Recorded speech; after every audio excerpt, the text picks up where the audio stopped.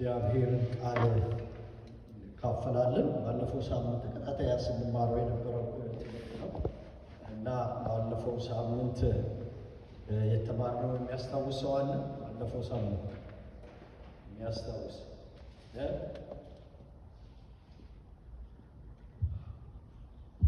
አለ? ባለፈው ሳምንት የተማርነው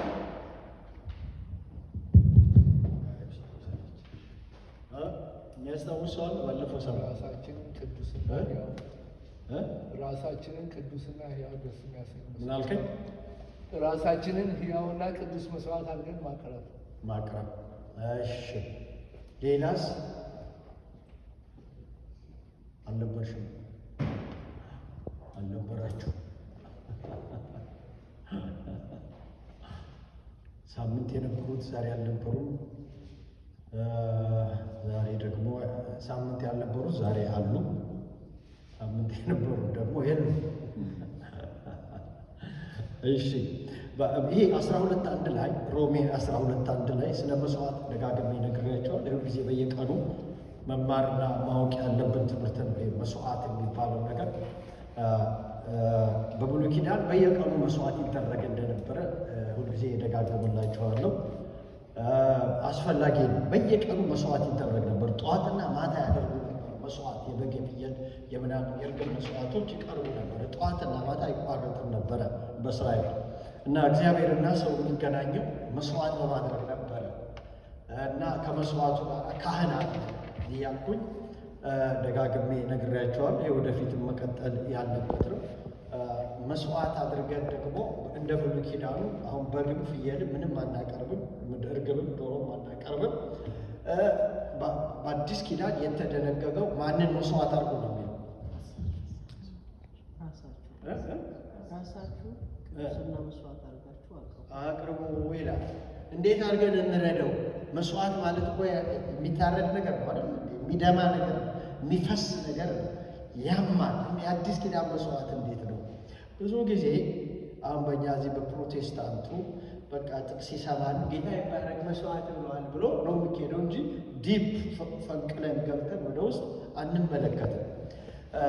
በዚህ በአይሁድ ትምህርት ብትመለከቱ ደቀ መዝሙር ሆነ ሲባል ደቀ መዝሙር አደረገ የከሌ ደቀ መዝሙር ነው ሲባል ምን እንደሆነ ታውቃላችሁ?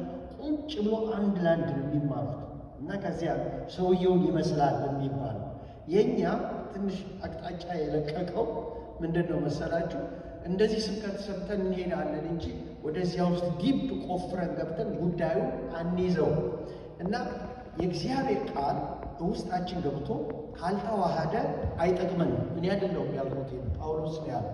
ቃሉ ውስጣቸው ስላልተዋሃደ አልጠቀማቸውም ይላል። በቃ እንደምንም ነገር ነው ውስጣቸው ገብቶ በቃ ምንም ከሃዲም ሊሆኑ ይችላሉ እነዚህ ሰዎች። ቃሉ ገብቶ እንትን አይሉትም። ዝም ብሎ ሃይማኖታዊ ስርዓት የሚፈጽሙ። አሁን ብዙ ጊዜ ይህን የምንናገረው ለኦርቶዶክሶቹ ለካቶሊኮቹ ነው አይደለም። በፕሮቴስታንቱ ማለት መጥተው ቤተክርስቲያን ተቀምጠው የሚሄዱ ሰዎች አሉ።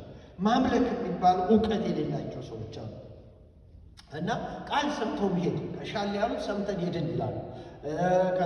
ግቢው ገብተን ሄድን የሚሉ ሰዎች አሉ። እንደሱ አይነት ልምድ ያላቸው በጣም ብዙ ፕሮቴስታንቶች አሉ። ፔንቴኮስታል የሚባሉ ሰዎች አሉ እና ይሄ መስዋዕት የሚባለው መሰዋት የሚባለው እግዚአብሔር ጋር ለመነጋገር በብሉይ ኪዳን እንዳልኳቸው የሚታረድ ነገር አለ፣ የሚሰዋ ነገር አለ። አዲስ ኪዳን ላይ ምንድን ነው የሚለው ጳውሎስ? መስዋዕት አልቀረም ነው የሚለው። ግን አሁን የምትሰዉት ራሳችሁ ነው። ይህን የተማርነው ደግሞ ከማን ነው ይላል? ከኢየሱስ ነው የተማርነው። ኢየሱስ ራሱ መስዋዕት አድርጎ ምንድን ነው አረደው፣ ምንድን ነው ገደለው፣ ሰዋው እና ስለዚህ በአዲስ ኪዳን ምእምን ምንድን ነው የሚያደርገው? መስዋዕት ማድረግ አለበት፣ ራሱ ማረድ አለበት ብዬ ባለፈው ሳምንት ሼር እያደረኳችሁ ነበር። ይሄ ሁልጊዜ ደግመዋለሁ፣ ሁልጊዜ መደገም ያለበት ትምህርት ነው። ለዚህ ነው ገለባ ጴንጤ ነው የምትሆኑት። ካለበለዚያ ይሄ ገለባ ጴንጤ ዝም ብሎ ጌታ ይባረክ ምናምን የሚባል ዝም ብሎ ስር ያልሰደዳችሁ ነው የምትሆኑት። ይሄ ከሆነ በቶሽም ሰው ሊጨፈር ሊደነስ ይችላል። ይሄ ካልገባው ምንም ትርጉም የለው። መስዋዕት ካለ ምን አለ አልኳችሁ ሳምንት። የሚሰዋ ካለ ማን አለ አልኳችሁ? ካህን ጎበዝ። መስዋዕት የሚሰዋው ማንም ሰው መስዋዕት መስዋዕት መሰዋት አይችልም። መስዋዕት ማን ነው የሚሰዋው? ካህን ያስፈልጋል። በብሉይ ኪዳን ካህን ነበር። በአዲስ ኪዳን ካህኑ የት አለ? ራሴ በራሴ ልሰው ነው። ይሄ በጣም ቁልፍ ነገር ነው ወገኖቼ። ይኸውላችሁ ካህን ነን የመጽሐፍ ቅዱስ ትምህርት ነው። ካህናት ነን የመጽሐፍ ቅዱስ ትምህርት ነው። ካህናት የሚባለው ወዳኛው ሳምንት እንዳልኳችሁ አስታራቂ ነው። የራሱን ያስታርቃል፣ ሌላ ያስታርቃል፣ ሰማይ ይከፍታል፣ ሕልውና ይጎትታል፣ ይጠራል፣ እግዚአብሔርን ያገለግላል። ካህን ለምን ታገለግላለህ? እየለመን እናገለግላለን። ጳውሎስ እንደሱ ይላል፣ እየለመንኩ አገለግላቸዋለሁ። አባት ልጅን እንትን እንደሚል እደክምላቸዋል። እሱን ሳጠና ለምን ጳውሎስ እንደዚህ ትደክማለህ? እየለመንክ ለምን ታገለግላቸዋለህ? እየተከታተልክ ለምን ታገለግላቸዋለህ? ባለፈው ይሄንን ተምረናል። ለአገልጋዮች አይነት ትዝ ይላቸዋል። አባት ልጁ እናት ልጇን እንደምታደርግ እለምናቸዋለሁ፣ እየተከታተልኩ አገለግላቸዋለሁ ይላቸዋል። ይሄ ምኑ መሰላችሁ? ምንድን ነው መሰላችሁ? የካህንነት መንፈስ ሲገባቸው። የካህንነት መንፈስ ካልገባችሁ አንድ ቀን ቤተ ክርስቲያን ውስጥ መቀመጥ በጣም ከባድ ነው። ነገራችሁ ማገልገል በጣም ከባድ ነው። በጣም ከባድ ነው። አገልጋይነት በጣም ከባድ ነው።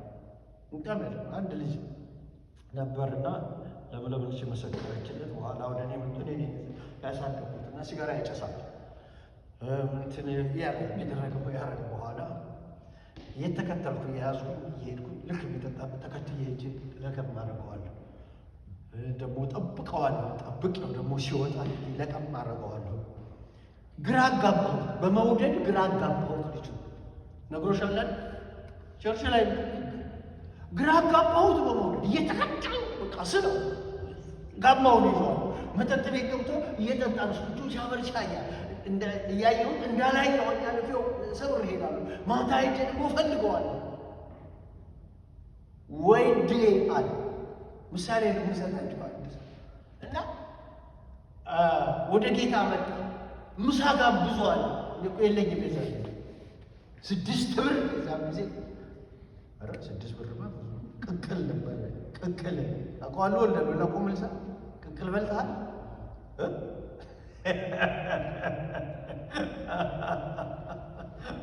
እውነት በልተሃል? ቆንጆ ነበር። እዛው ወስጄ አበላዋለሁ በገዛ ገንዘብ። ምንድን ነው ይሄ ሰው እያለ በኋላ ሲለወጥ ነው ህይወቱ ተቀየረ። ምንድን ነው ይሄን ያደረኩበት? ስለ ሰው ዛወራቸው ይችላል። እንደዚህ አይነት ሰዎች ያገለግሏል። ምንድን ነው ይሄ የሆነበት ምክንያት ብላችሁ ክህነት የሚባለው ኦፊስ አክቲቭ ነው። በቃ ሌሊት ብትሄዱ ቀን ብትሄዱለት አይደክማችሁ። ደስ ነው የሚላችሁ ሰው ወደ እግዚአብሔር መንግስት ይመጣል። ከእግዚአብሔር ጋር ህብረት ሲያደርግ እግዚአብሔር ጋር ሲያለቅስ ስታዩ ሲል ስታዩ ከዘላለም ሞት ሲድን ስታዩ የመጨረሻ እርካታ ይሄ ደሞዜ ይሄ ሰዎች እንትስ ካህንነት አክቲቭ ነው። አክቲቭ ነው። በውስጣችን የሚንቀሳቀስ ነው። እርግጠኛ ነኝ ወይ እንግዲህ ልጆቹ ወይ ስሞት ሊያወሩት ይችላሉ። እንኳን በሞት አይደለሁም ቤተሰቡ እንዳው አለመሰልቸቱ አባባ ብለው የሚነጋገሩ ይመስለኛል። አሁን አያወሩትም። እርግጠኛ ነኝ አሁን አያወሩም። ያለ ሄደው ተመናቀ እንደው አለመሰልቸቱ የሰውዬ ለምንም ትላለች። ያው ወደፊት ነው የሚሉት። አሁን እንኳን ቢሉ አይመስለኝ አይሰለቸውም። ምንድን ነው ነገሩ? ሁልጊዜ እኔም ራሴ ይገርመኛል። እኔም ራሴ ጉድ እኮ ነው የምላችሁ። ጉድ እዚህ 20 ሺህ ማገልገል እንደዚህ አይነት እንትን አለን። ወደ አይኑ ላይ ብዬ እንትን አለን በለው አታቋርጥ።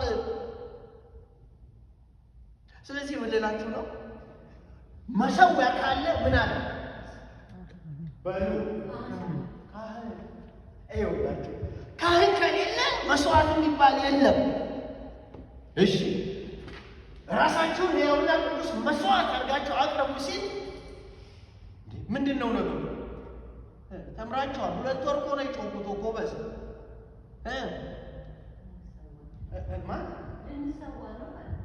ማን ነው የሚሰዋው? ምን ስለሆንሽ? ካህን ስለሆን። ካህን በአዲስ ኪዳን ላይ ጴጥሮስ እኮ ነው እንደሱ ያለ። እናንተ ምንድን ናቸው? ካህናት። ይሄ ቁልሱ ካልገባችሁ ቸርች ውስጥ ይልቀራችሁ አይደል? ይመጣሉ ሰው ቁንጭላ ጌታ ይባርክ ሀቢብ ብራዘር ደህና ነህ? ጌታ ይመስገን ሃሌሉያ የእግዚአብሔር ቃል ምናምን ብሎ ይሄዳል። ይሄ ምን አይደለም። መሰዋትም ካህንነቱ አክቲቭ መሆን አለበት በህይወቱ። ካህንነትም መስዋዕት እግዚአብሔር የሚያሸታችሁ በመስዋዕት ነው።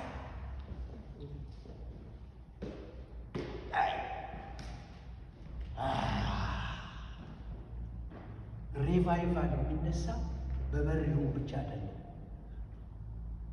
አሁን እኮ ልንገባበት ነው እሱ።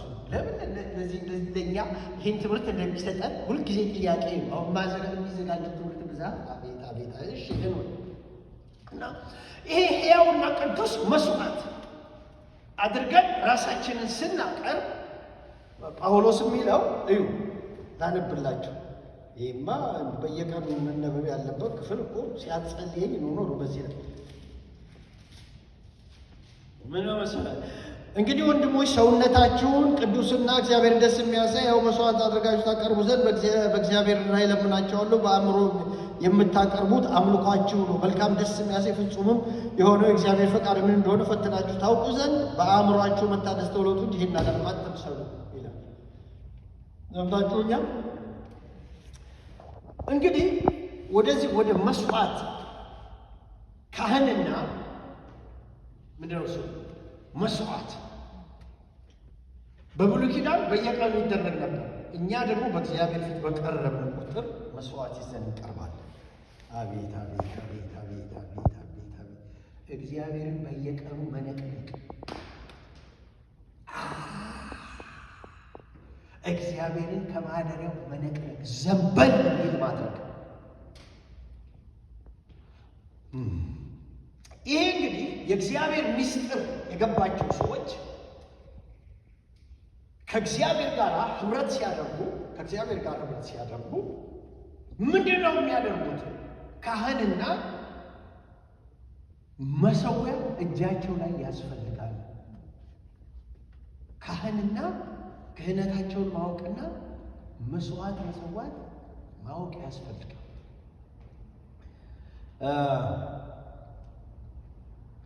ካህን ካልሆነ ስሙ ይችል ካህን ካልሆነ መሰዋት አትችልም። ካህን ለመሆን ደግሞ ዳግመኛ መወለድ ነው ያለበት። እየሰማችሁ ነው? ካህን ካልሆነ መሰዋት አይችልም። ካህን ናችሁ።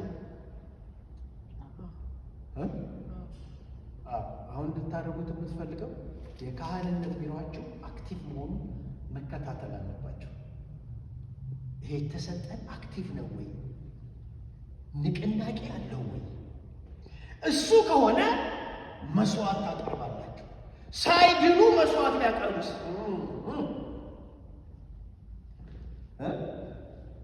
ሳይድኑ መስዋዕት ታውቃላችሁ? ሳይድኑ መስዋዕት አታውቁም? ሳይድኑ ለእግዚአብሔር መስዋዕት የሚያቀርቡ ሰዎች አሉ። አልያም እኮ ከሰማይ ተነካኩ መስዋዕት አይሆንም። መስዋዕት የሚያቀርበው ካህን ድነናል ወይ? ድነናል ወይ? ከዳን ቢሮውስ አክቲቭ ነው ወይ? የክህነት ቢሮ ሕያው ነው ወይ? አሁን ብዙ ድነው የክህነት ቢሮ አክቲቭ ያልሆኑ ሰዎች አሉ። ድነዋል፣ ግን የክህነት ቢሮ ምን አልሆነ? እንቅስቃሴ አያደርግም፣ አይመሰክርም፣ ሰው አያሳድግም። የነፍሳት ጉዳይ ግዳይ ነው። የቤተ ክርስቲያን ጉዳይ ግዳይ ናቸው። ግዳይ ደርሼ መጣሁ ተመለስኩ፣ ጌታ መጣሁ ደረስኩ ተመለስኩ። የእኛ ትግል ሊኖር ይችላል። የእግዚአብሔር ቤት ጉዳይ ግን ሊያቃጥለን ይገባል። ምን እናድርግ? እግዚአብሔር ቤት ላይ መመስከር፣ ማሳደግ፣ ለቤተ ክርስቲያን መጸለይ። የእናንተ እኮ ችግር አለ። ቆይ ልንገራችሁ፣ እንግዲያው ልንገራችሁ። ዘካርያስን ታውቁታላችሁ? ሽማግሌው በሱ ላይ ብቻ አንድ ቀን እሰብካለሁ። ቆይ ለብቻው ዘካርያስ ሽማግሌው እየሰማኝ ነው ወለ ዘካርያስ የሚባል ሰውዬ ነበር እና ምን ሆነ መሰላችሁ? ቄስ ነው፣ የታወቀ ቄስ ነው። ሚስቱ መከነች። አትወልድም። ቢላት ቢሰራት የምትወልድ አይደለችም ሴትዮዋ። መጽሐፍ ቅዱስ ደግሞ ምን ይላል መሰላችሁ? ተከተሉ። መጽሐፍ ቅዱስ ምን ይላል መሰላችሁ? የማይወልድ ምንድን ነው የሚል በእስራኤል በሉ አይዟችሁ። ሌላ መሀን የሆነ ምንድን ነው የሚለው በእስራኤል እግዚአብሔር ማኅፀኑን እግዚአብሔር ማኅፀኑን ዘግቶታል። እሺ ሌላ የተረገመ ነው። ከብትህ እንኳን አይመክንም፣ አህያህም መካን አይሆንም። መካን ከሆነ ርጉም ነው የሚለው። ምንም አይገኝም። ይሄ ሰውዬ ቄስ ነው፣ ዋና ቄስ ነው ዘካርያስ። ምንድን ነው ሰውዬ? ኧረ በሉ ካህን ነው፣ ግን ምንድን ነው? መካን፣ የተረገመ። እስራኤሉ የሚለው በሙሉ የተረገመ ሰውዬ ግን ያገለግላል። የሚገርማቸው እየሰደቡት እየቀለዱበት ከችግሩ ጋር ምን ያደርጋል? ኧረ በሉ ከውጥረቱ ጋር ያገለግላል። በጣም የሚነካኝ ሽማግሌው ዘካርያስ ያገለግላል። ችግር አለ፣ የራሱ ችግር አለ። ሰው ይስቅበታል። ይሄ ደግሞ ለእኛ ነው የሚያገለግለው። ይሄ የተረገመ እስራኤል በሙሉ ይለዋል። እሱ ግን ጥርሱን ነቅሶ የኔ ነገር ባይሞላም ያንተ ምን ይበል በሉታ ይሙላ። እኔ በሐዘን መሆንም የአንተ ቤት ስራ አይቋረጥም። አቤት አቤት! አያምም? ያማል ያማል።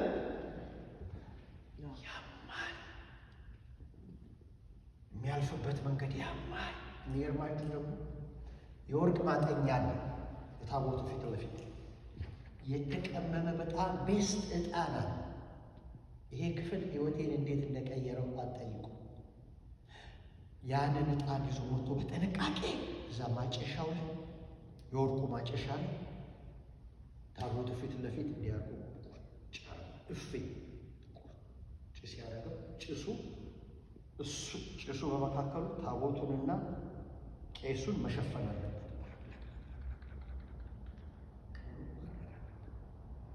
ዘካርያስ በጥንቃቄ መጡ። ህዝብ እኮ እየሰደበው የተረገምክ ደግሞ ለእኛ በረከት ትሰጣለህ። አንተ ርጉም ነህ፣ ለእኛ እንዴት በረከት ትሰጣለህ? አያችሁ ጣርቶ አንተ የተረገምክ ነህ። መጽሐፍ ነው የሚለው፣ እኛ አይደለንም ያለው። ሙሴ ነው ያለው፣ ከሰማይ ነው የሰማው። ርጉም ነህ፣ ችግር ውስጥ ነው ያለው፣ ለእኛ ደግሞ ቡራኬ ትሰጣለህ። እሱ ውስጥ ሆኖ በጣም ሁለት እጁ ያፈሰ መጣ። መጫወቻ ወዲያ ቢረጨውስ ምንቅር ያለው ምንቅር ያለው ምን ይሆናል? በሉ አይዟቸው ምን እንደሙሴ እዛው መንቅር ያለዋል። ሙሴን ወደ ኋላ ነው አዘግይቶለታል አገዳደሉ። እዛው ረር በታቦቱ ፊት ለፊት እሱ ግን የኔ ባይሞላም ከኔ ሕይወት የዕጣኑ ሽታ ይድረስ። የተረገምኩ አይደለሁም እኔ። ሚስጥሩ አልገባኝም። የማልፍበት ተራ ሰው እኮ ችግር አለበት፣ ግን የማልፍበት ከባድ ነው። ግን ምን አይበልብህ አይጓደል።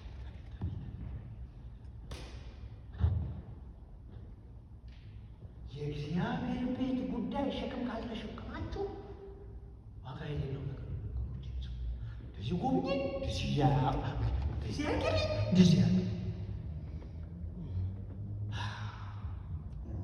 ታውት ዘርዘሩ። ሌላ ጊዜ ቤቱ ሲሞላ ነው እሱንም እናገር። አሁን እናገራትም ቤቱ ሲሞላ ነው እናገር። የዛን ጊዜ እናገራል። ያቋረጥኩትን በረሃ አሁን አልናገር። ባይሞላ አገለግልሃል። እኔ ችግር ቄሶች ናቸው፣ ካህን ናቸው። አገለግልሃል።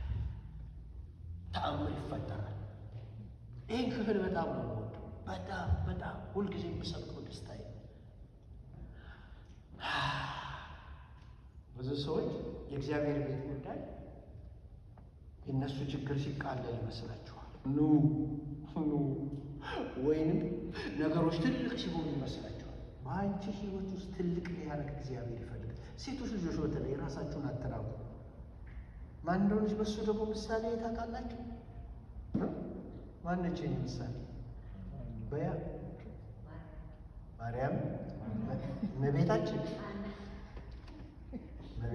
ወይ ማናሽ እንደው እንጥልጥል ብላችሁ ዘላችሁ ማርያም እመቤታችን የጌታችን ብሎ አትንጣላጡ፣ አትዳፈሩ። ብፅዕት እናታችን የዮሐንስ እናት የሆነች የኢየሱስ እናት የሆነች እናቴ አይ ቤንቲ ቀሽቃሻ አይ ቤንቲ ቱቢት ያላችሁ ቀሽቃሾች ቀሽቀሽ ያላችሁ ተፈጠራችሁብን። አይ ማናት የኔ አለቃ ሀና ሁለተኛዋ እሷ ናት። ሀና ዛለ እዚህ ደግሞ አለች እኮ ሀና የምትገርስ ጊዜ ነው ባለባት እድሜዋ ይሆናል የኔ ነው ከ18 እስከ 25 እስከ 27 ይሆናል የኔ እንትን መካን ሆና አልወለደችም። እሷ ጭንቅ ምን እንደምትጸልይ ታውቃላችሁ? ጭንቅ ሆና በሉታ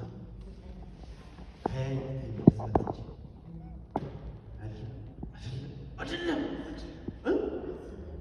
እስራኤል ፈርሳ ነበር። እሷ በነበረችበት ጊዜ ምን እንደምትለምን ታውቃላችሁ? እሷ በል ረድኤት እግዚአብሔር ይባርክ። አንተ መቼም የተባረክ ነህ። ማን አልከው? ወንድ ልጅ ሰምተኛል ማለት ነው። ኢኮኖሚ ጎበዝ ረድኤት እና እባክህ ትንሽ አያችሁ እቺ ሴትዮ አገር ፈርሷል። እሷ ጭንቅ ላይ ነው ያለችው። ስሙኝ በእናታችሁ ስሙኝ፣ ራሳችሁን አትናቁ። ልንገራችሁ በሕግ አምላክ እንዳለች ታውቃላችሁ? እቺ ሴት ወንድ ልጅ ስጠኝ። ለራሴ ችግር ላይ ያለሽ ንቀት እየጠገብሽ ያለሽ እንዴት እንደሱ ስጠኝ? ወንድ ነው የምፈልገው። በእስራኤል ወንድ ማለት ኢኮኖሚውን፣ ፖለቲካውን፣ ሶሻሉን የሚታደገው ምን ልታረጊ? ሀገር የሚያድን ከኔ ውስጥ ይውጣ። አሜን አሜን። ችግራቸው አትንገሩ፣ ስለ ለመሳካት አትንገሩ፣ ስለ ውጥረት አትንገሩ። በውጥረታችሁ ውስጥ እግዚአብሔር ሊያደርግ የሚፈልገው ነገር አለ። አሜን። በምድር ላይ እግዚአብሔር ክብር እንደመሆን የለም። ምን ያህል መሰላችሁ? መጽሐፍ ቅዱስ ዓለም ሁሉ ያንተ ቢሆን መንፈሳዊ ከጎደለ ምን ዋጋ አለው? ዓለም ሁሉ መንፈሳዊው ዓለም ጋር ካልተገናኘ ምን ዋጋ አለው? ዮሐንስ 3:8 ስሙ ከነችግራችሁ ኃያል እንዲፈጠር ኃያል ሴት እግዚአብሔር ያልናቀሽን ለምን ትንቂያለሽ? አጠገብሽ ያለ ማንቴስ እኔ አገልጋይ ስሆን የሰፈሩ ሰው ሁሉ በሰዓት ነው እንዲህ ሆነ ሲል አበራም በሰላም ጠቅላላ ምድር አሮጊት በሙሉ ቅልጅ ነው ያለው። ምን ሆነ? በር ሚሽን ሆነ ሚሽን ምን ቤተ ክርስቲያን ሆነ እዚያ ቆየው በጠብቅ ያቁኛል። አሮጊት አልበር ምናምን ምንም የለኝም። ሽማግሌ አልበር ምናምን በኋላ ምን ሆነ መሰለሽ ደግሞ ኃላፊያቸው ሆነ ተባለ። ኃላፊያቸው ስሰብካቸው አንደኛ ሰፈር ልጅ ሄዶ አላ ሸውዷቸው እሱ አልሰማቸው ሰፈር ያገኛላ ሸውዷቸው ኃላፊያቸው ሆኖላቸዋል።